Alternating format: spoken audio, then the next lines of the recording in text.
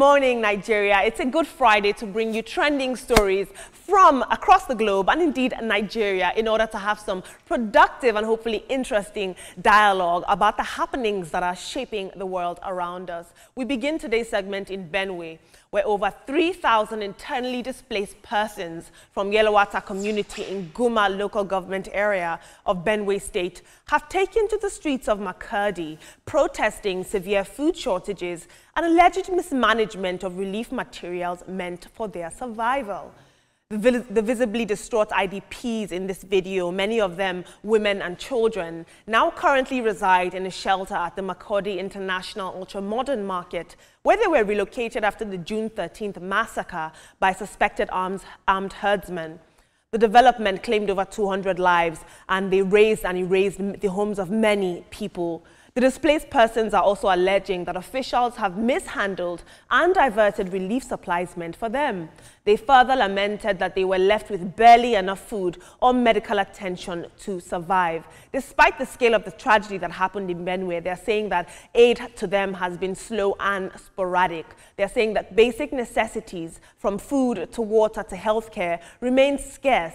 Many say that they've received little to no direct support. They're now appealing to both the state and the federal governments to either provide sufficient aid or facilitate their safe return to their ancestral homes at the very least. The irony of this story is not lost on me. The food basket of the nation now grapples for food, for water. This is absolutely unacceptable to be dealing with such loss, such grief, and now to be dealing with something as basic as hunger and food shortages. This is very sad. Let's take a look at some submissions from social media. Adetolaju says, "No be Nigeria again. Don't be surprised. The people who are doing this to their own people are Benue indigents. It's a systematic problem." Halima Adaobi says, "These are the people that needed that 30 million that the Kebbi State government brought to the crusade ground." I have got to agree with you. But moving on now, media mogul and former Senator Ben Murray-Bruce has sparked conversation with a bold prediction that Africa, particularly Nigeria, will be spared in the event of a future World War III, which he believes is becoming increasingly inevitable. He says that the looming threat of global conflict is due to the rise of nuclear weapons, escalating violence, and a growing number of, quote, trigger-happy leaders on the world stage. While he warned that such a war would leave much of the Western world in ruins, Ben Murray-Bruce suggested that Nigeria's non-nuclear stance, peaceful diplomacy, and geographical distance from current global flashpoints could shield us from all the devastation. Take a look at what he had to say. What three is not going to affect Africa, right? Africa will be spared. You guys are going to fight all across the world, but we're going to be safe in Nigeria. Nobody's going to be fighting in Nigeria because we have no territorial ambition. We have no desire to acquire nuclear weapons.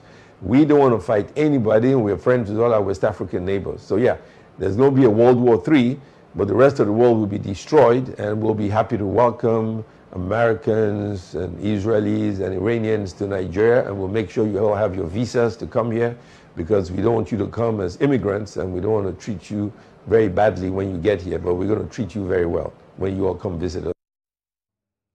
Later on in the video, he also says that the country should be prepared to welcome displaced populations from Western countries, though, of course, under strict visa and border controls. These speculations are coming at a time of heightened global tensions, especially in the Middle East, where Iran and Israel have escalated direct hostilities through missile exchanges, drone attacks, and air raids. And of course, there is fear of a wider global war. This is very interesting. I think that if we should go into World War III, our resources in Africa will be needed more than ever in some parts to power the war. But what do I know? Let's take a look at social media. John Phillips had a lot to say. He said, "What does he know about international affairs? This is not the most beautiful girl in Nigeria beauty pageant. He should go and sit down somewhere and not tell us what we already know. A World War III will obviously affect us all. This is 2025 and we are all connected, and none will be immune. With the advanced world focusing on war, there are chances of the problem we are facing with those we call killer herders increasing exponentially. Of course we will be affected." We'll take two more tweets. At Black G's says, Nigerians are not immune to global turmoil as we face genocide-level killings of innocent civilians, teetering on the brink of an explosive ethnic conflict. And finally, Sheon Olatunji says, we are going to be safe. This is from the same country where we are not even safe with ourselves. Interesting. Moving on. A few months ago here on this segment, I took the story of a woman who was producing eco-friendly hair attachments from plantain stems from her home in Bayelsa. Well, congratulations are now in order to Madam Tare Robinson, the 51-year-old innovator behind Nigeria's first known plantain stem hair extension line, who has just received a 240 million naira loan from the Bayelsa State Governor Diri to expand her groundbreaking business. Now, Tare Robinson is known for turning plantain and banana trunks, often discarded as waste, into stylish, reusable hair extensions, and she caught national attention a few months ago for her creativity and entrepreneurial grit. Her products are made entirely from natural fibers, and they were gaining popularity amongst the women in her community. Governor Diri announced his support and praised her ingenuity and commitment to sustainability. And he said that local innovations like hers represent the kind of homegrown solutions that can drive economic transformation in the state and beyond. And I couldn't agree more. Here is him giving her that big, big loan. Through our bankers, Premium Trust Bank. With that sum of about 240 million,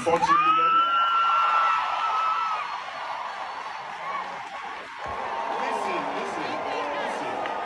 However, it is going to come as a loan. You are a businesswoman, and you know what business is.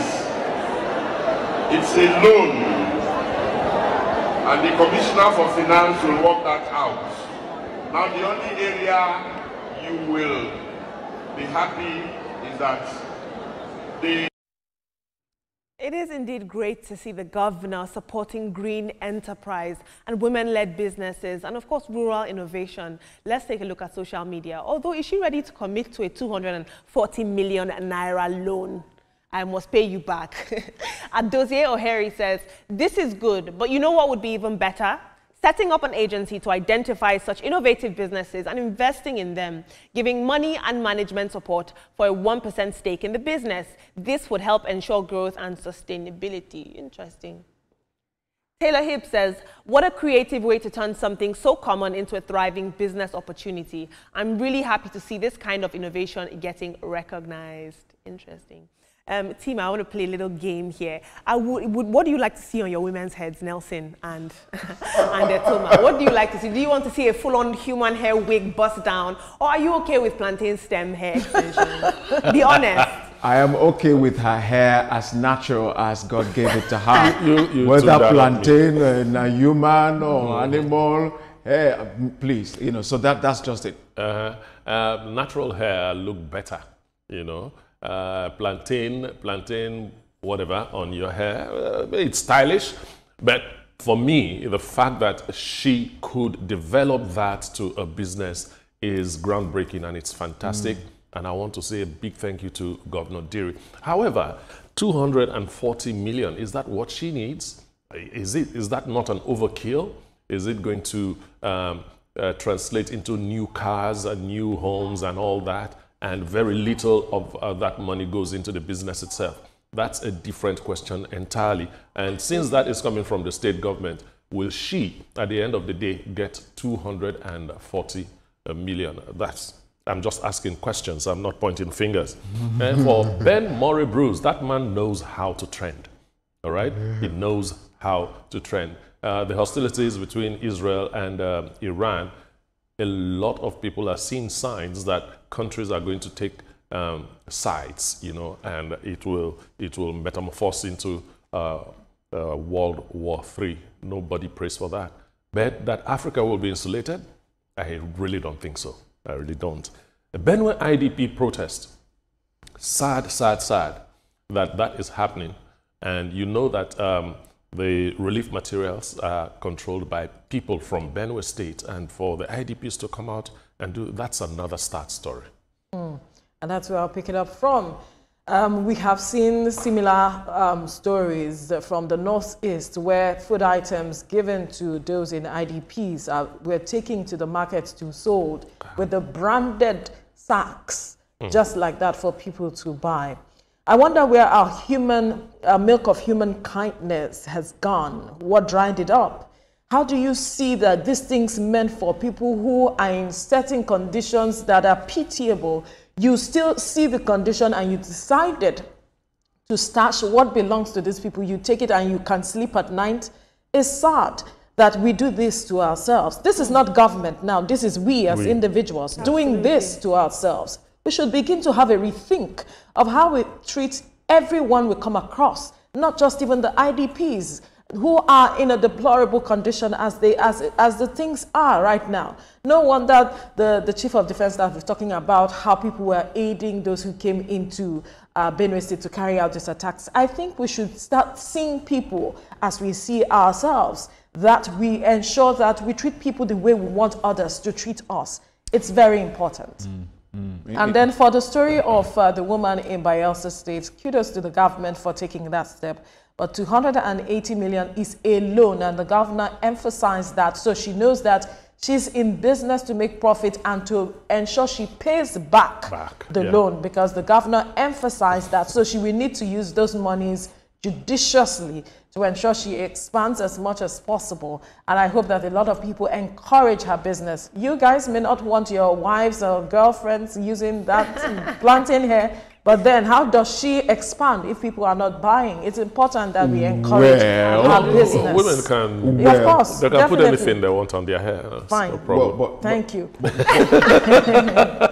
Are you done, Vern? No, the other matter that I wanted to quickly touch on, which Ben Murray Bruce talked about, he is just re-emphasizing or re-echoing the fact that African countries, including Nigeria, signed the Pelindaba Treaty that ensures that no African countries take up research, anything that has to do with nuclear weapons and get into any other thing that has to do with wars like this. So it's important that these conversations are heard, but saying that African countries and Nigeria is insulated, we have become intertwined, and there is because of trade deals and all of it. So we cannot say we are insulated totally. When the Russia-Ukraine war began, we saw how it impacted our oil and even the grains that we get from there. So we cannot totally say. I believe he knows these things.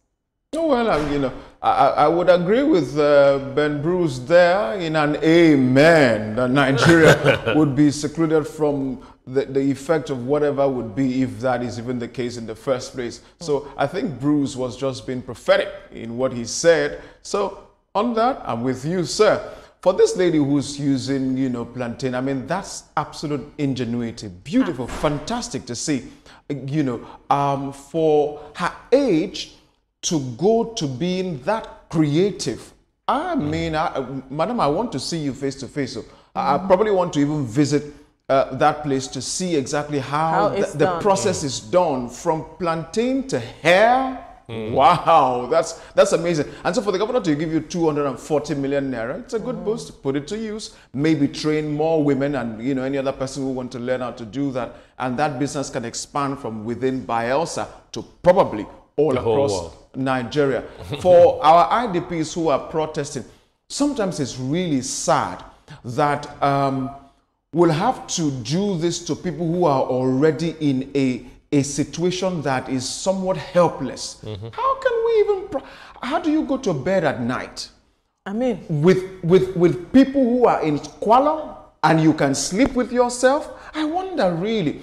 And that's why sometimes the issue of insecurity keeps lingering, because people begin to profit from the pain of other people. We can't continue living like that as a people in a country, for Christ's sake. It's time we give up some of this kind of lifestyle. It's absolutely wrong. It's sad. A food basket of a nation crying for food? What an oxymoron. Honestly, thank you all so much. Indeed, I always find it a bit humorous when we ask, how do they sleep at night? Because they sleep at night. and that is the most troubling part. Unfortunately, thank you so much. Yeah. Moving on, in the world of sports, Super Eagles striker Victor Osimhen has opened up about his difficult childhood, offering a rare glimpse into the humble beginnings that shaped his football stardom. In a heartfelt conversation with media personality Daddy Freeze, Victor Osimhen recalled growing up in the rougher parts of Lagos, where survival meant doing whatever it took, from fetching water and cleaning algae-filled gutters to hawking on the streets, all sometimes for as little as 30 to 80 naira per task. Take a look at this. At a young age, I have to, go out on the streets to do all kinds of job legally. What kind of jobs were you doing? I sold gala. I sold pure water. Traffic? Yeah, I did conductor. Also, no. Yeah, I also did agent for Baba Jebu. It was just doing all this thing just to earn money, just to support the family, because my brother was like, also I would wash gutter, when the green things are coming out, For the Spirogyra in gutter, you will wash it for 30 naira. Yeah, I wash it. But now you are talking about $30 million. Let's talk about how you went from 30.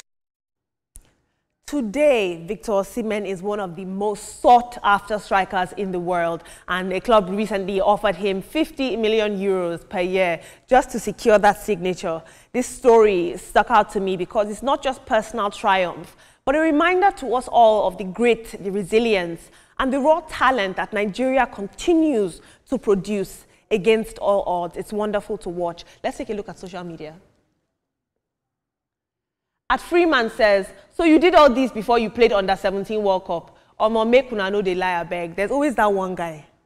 There's always that one person. As A Little Kindness says, every good thing you see out there, don't envy it because a price was paid. Directly or indirectly, there's always a price for everything you see out there, be it good or bad. And we'll take one more tweet. Filippo Saga says, if people knew what they would become if they put in the work required, nobody would give up. Indeed, that is an inspirational story. But in international news, a disturbing drug trend known as Bluetoothing or hotspotting is now gaining ground among young drug users in Lesotho, as it is as dangerous as it sounds. In this bizarre and deeply troubling practice, a group of young users pull funds together to buy hard drugs, often crystal meth. But instead of each person taking a dose, only one individual injects the drug intravenously. Now, once that person is high, their blood is now drawn and injected into the veins of others in a twisted and bizarre attempt to share the high. Now, this makeshift method is seen by them as a cost-saving hack in the face of drug scarcity or poverty. A single high costs about £12 and is distributed to a group of people. One person gets high, they all share the blood. But of course, experts are warning that this is coming with lethal consequences.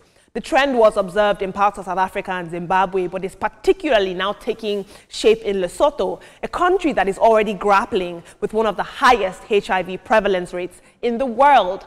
Of course, health professionals and anti-drug advocates are warning and sounding the alarm that injecting blood from one person to another is a sure way to spread HIV, one of the fastest ways to spread it that we've seen in recent times. I thought it was important to talk about this because oftentimes we like to shy away. We have a culture of shame when it comes to talking about drug use. It's important that we shine a light on this. Let's take a look very quickly at social media. Jennifer says, injecting someone else's blood to feel something is not just addiction. It's a desperate and heartbreaking cry from a place too deep to scream. This is truly disturbing. And we'll take another submission. Zeal Global says, I saw a video in Liberia on how the young people are using the bones of dead people as ingredients to drugs they use. And now this, African youth need help. Team, this is very, very disturbing. I mean, it's very, very graphic. One person gets high, the rest share the blood and inject the blood into themselves. Where did they get the idea from? It is so dangerous. It's so dangerous. Apart from transmitting AIDS or HIV, there are a zillion other things that could happen to you for injecting another person's blood into you. And all for what? You want to get high for like 2 to 3 hours, and that's it. You put your life in danger. It's so unfortunate. Victor Osimhen, your grass to grace story is very, very interesting and very inspiring too. Thank God for you. And take up the Victor Osimhen story. It reminds me of myself. I once hawked, I once fried Gary. I did so many things to do. And here I am right now. So all glory to God. But you see, the South African story is sad. It's like a blood covenant that is happening there, but it's just sad. I'm still trying to understand the mathematics that goes around this kind of practice. I don't know, and so I don't even want to sweat my brains thinking of it because it's absolutely unthinkable.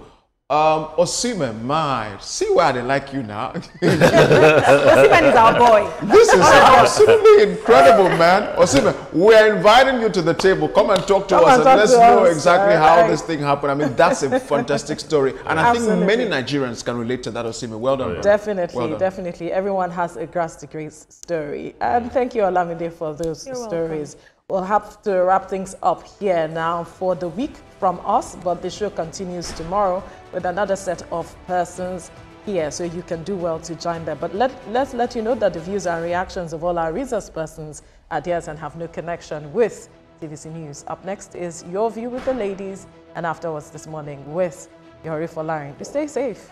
Bye.